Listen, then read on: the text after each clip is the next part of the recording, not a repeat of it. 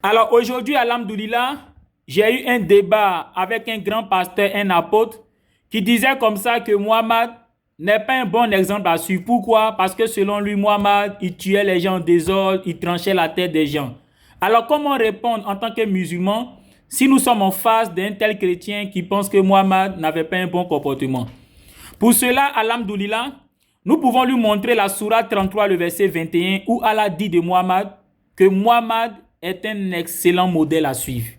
Alors, Allah ne peut pas dire de Muhammad, dans la sourate 33, le verset 21, que Muhammad est un excellent modèle, sachant que Muhammad, là, il tuait les gens en désordre. Ce n'est pas possible.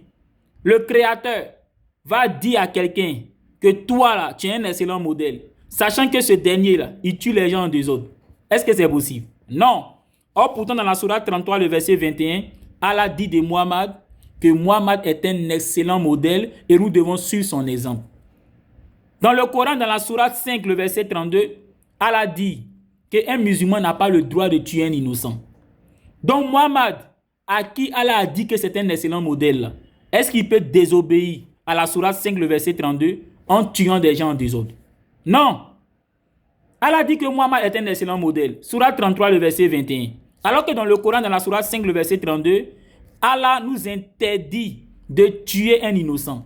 Alors, est-ce que Muhammad, au sujet de qui Allah dit que c'est un excellent modèle, il peut désobéir à la sourate 5, le verset 32, en tuant les gens en désordre?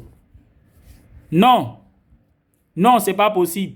Parce que c'est le même Allah qui a dit dans la sourate 33, le verset 21, que Muhammad est un excellent modèle. C'est lui qui a donné la sourate 5, le verset 32, là, en disant qu'on ne doit pas tuer un innocent. Donc, ça veut dire que Muhammad, là, si Allah a dit que c'est un excellent modèle, là, ça veut dire que la sourate 5, le verset 32, là, il respectait ça. Autrement dit, il ne tuait pas les gens en désordre. Il ne tranchait pas la tête des gens en désordre.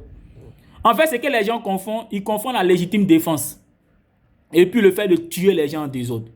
Ce qui est permis dans le Coran, c'est la légitime défense. Chaque chrétien, chaque être humain a le droit de se défendre si on l'attaque injustement. Et on trouve ça dans la sourate 22, le verset 39 à 40, où Allah dit « Autorisation vous est donnée de vous défendre ». Donc dans la sourate 22, le verset 39 à 40, nous avons le droit de nous défendre si quelqu'un nous attaque injustement.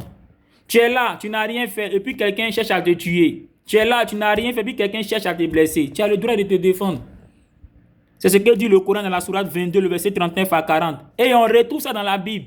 En Exode chapitre 22, le verset 2. Là-bas, Dieu dit, en Exode 22, le verset 2, si tu es chez toi et puis un voleur vient et que tu te défends, et qu'en te défendant, tu tues le voleur, le fait que tu as tué le voleur en te défendant là, tu n'as pas commis un meurtre, tu n'as pas commis un péché. Pourquoi?